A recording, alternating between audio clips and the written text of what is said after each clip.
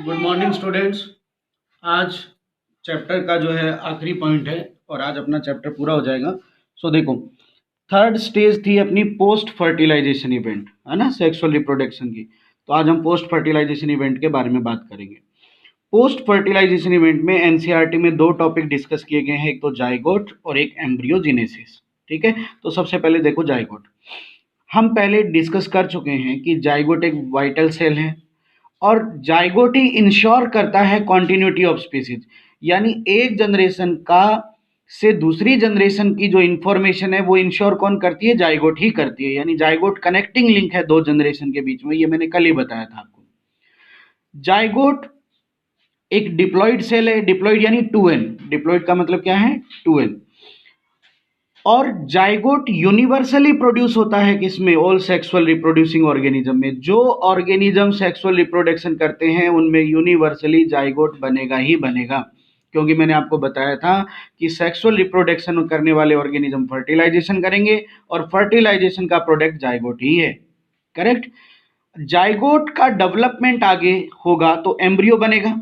तो जाइगोट का जो डेवलपमेंट है वो दो चीजों पर डिपेंड करता है, एक तो ऑर्गेनिज्म के लाइफ साइकिल पर और एक इन्वायरमेंट कंडीशन पर। ये एनसीईआरटी की बहुत इंपॉर्टेंट लाइन है, ध्यान रखिएगा। जाइगोट का डेवलपमेंट कैसे होगा वो डिपेंड करेगा लाइफ साइकिल और इन्वायरमेंट कंडीशन पर। एग्जाम्पल के तौर पर लेते हैं अपने एल्गी और फंजाई। एल्गी फंजाई में कैसा लाइफ साइकिल होता है? हैप्लॉन्टिक लाइफ साइकिल, जो हमने 11th में डिस्कस किया था। अब इनमें क्या होता है, देखो कि जो जाइगोट है वो क्या है? डिप्लॉइड यानी 2n। तो पहले जाइगोट पर क्या बनती है? थिक वॉल स्ट्रक्चर बनती है। तो जाइगोट क्या हो जाता है? रेस्टिंग स्टेज में चला जाता है, रेजिस्टेंट हो जाता है, वो इन्वायरमेंट की कंडीशन से रेजिस्टेंट हो जाएगा, अब वो डैमेज नहीं हो पाएगा। तो इससे क्या फायदा है? ये लोअर ऑर्गेनिज्म को ये भी फायदा है कि वो हार्श कंडीशन में, एडवर्स कंडीशन में प्रोटेक्टेड रहते हैं। किसके थ्रू? जाइगोट के थ्रू।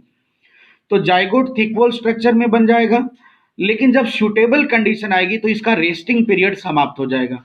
तो अब ये रेस्टिंग पीरियड के समाप्त होने के बाद क्या करेगा? जर्मिनेशन करेगा और मियोसिस होगा इसमें। मियोसिस होकर क्या बनेगा? स्पोर बनेगा। तो जब किसी 2n सेल में मियोसिस होगा तो फिर क्या बनेगी? n सेल बनेगी, हैप्लॉइड बनेगी, और ये स्पोर जो है वो आगे न्यू बॉडी को बना देंगे। ये एल्गी फंजाई का केस है।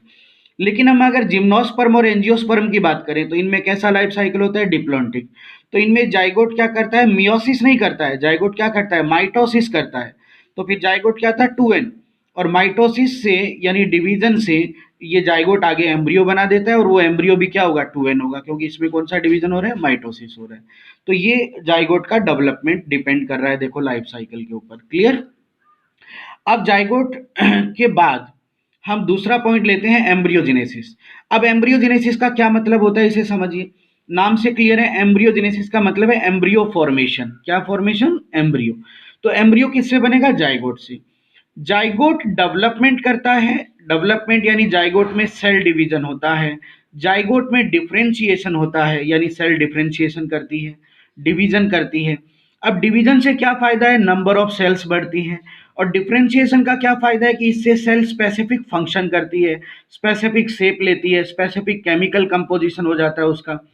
तो जाइगोट डिवीजन और डिफरेंशिएशन के द्वारा एम्ब्रियो बनाती हैं, इसी को एम्ब्रियोजेनेसिस कहा जाता है। यानी जाइगोट में दो केस होते हैं, एक डिवीजन होता है और एक क्या होता है? डिफरेंशिएशन। इससे एम्ब्रियो का फॉर्मेशन होता है। क्लियर। अब देखो, अगर हम एनिमल की बात करें, किसकी बात करें? एनिमल की। तो एनिमल दो तरह के होते हैं, एक ओविपेरस और एक विविपेरस। ओविपेरस कौन होते हैं? वो एग लेइंग ऑर्गेनिज्म होते हैं, यानी वो एग प्रोड्यूस करते हैं आउटसाइड द बॉडी, जैसे रेप्टाइल्स और बर्ड्स। इनके एग में क्या होता है? हार्ड कैल्शियम कार्बोनेट का सेल होता है, कैलकेरियस सेल बोलते हैं इसे, हार्ड सेल होता है ये। तो वो क्या होता है? एग को प्रोटेक्शन देता है, और इसी एग की हैचिंग से, यानी एग के हैच आउट होने से एम्ब्रियो बाहर आता है। ये किसी यंग वन को बर्थ नहीं देते, ये एग लेइंग ऑर्गेनिज्म होते हैं। अब क्योंकि ये पूरी प्रोसेस बॉडी के बाहर होती है तो एम्ब्रियो इतना प्रोटेक्टेड नहीं होता। जबकि अगर हम वीवी पेरस की बात करें तो ये क्या करते हैं? बर्थ टू यंग वन, यानी किसी यंग वन को बर्थ करते हैं। तो इनका एम्ब्रियो प्रोटेक्टेड भी रहता है और डेवलप होता है। एम्ब्रियो एम्ब्रियो डेवलप कहाँ होता है? इनसाइड बॉडी, है ना। तो इसके सर्वाइवल के चांस भी क्या होते हैं? ज्यादा होते हैं। तो इसका एग्जाम्पल आप ह्यूमन दे सकते हैं, है ना, मैमल्स, इसी का एग्जाम्पल आ जाएगा।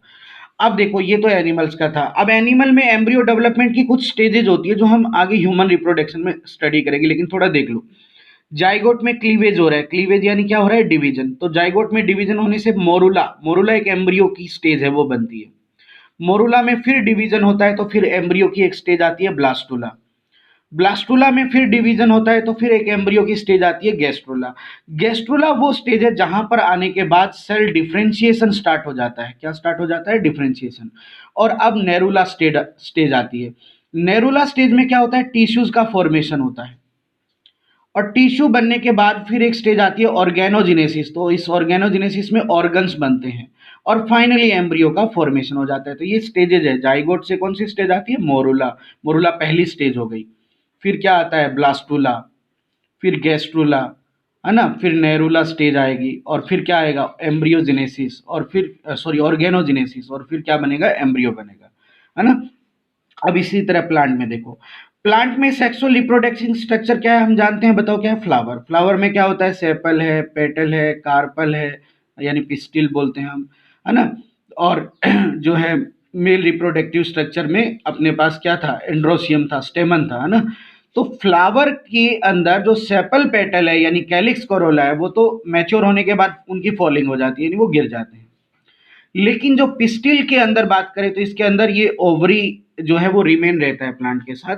तो ओवरी के अंदर क्या होता है? ओव्यूल होता है। ये स्ट्रक्चर आपने पढ़ी होगी, देखो ये स्टिग्मा बनाते हैं, ये स्टाइल है, और ये ओवरी हम बनाते हैं, और ओवरी के अंदर ये क्या होता है? ओव्यूल होता है, करेक्ट। तो ये अभी भी प्लांट के साथ अटैच है। तो जाइगोट जो है वो किसके अंदर बनता है? ओव्यूल के अंदर बनता है। जाइगोट कहाँ बनता है? ओव्यूल के अंदर।